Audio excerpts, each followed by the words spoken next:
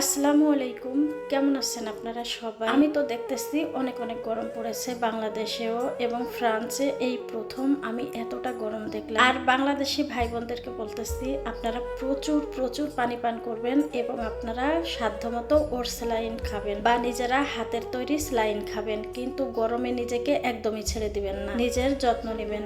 আর প্রথম আমি এই যে ফ্রান্সে গরম দেখতেছি বললাম না, কারণ এতটা গরম আমি আগে কখনো দেখি নাই। ভাবতাম গরম আসলে খুব ভালো লাগে, আনন্দ লাগে, কারণ আমরা যে শীতের ভিতর বস্তার মতো ড্রেস পরি এগুলো আসলে আমাদের ক্যারি করা অনেকটা কষ্ট হয়ে যায়। তবু আমাদের অভ্যাস হয়ে গেছে, আমরা এখন শীতকেই বেশি এখন গরমের জন্য বেশি ভালোবাসতেছি, কারণ এতটা গরম আমরা চাইও নি। তো এইটা ছিল দুই একদিন আগের রান্নাবান্নার ভিডিও। আপনারা সবাই সবার জন্য দোয়া করবেন। এবং আর এতটা গরমের কারণে অনেক বাচ্চা অসুস্থ হয়ে পড়ে, তার জন্য বলতেছি বাচ্চাদের খেয়াল রাখবেন, নিজেরও খেয়াল রাখবেন।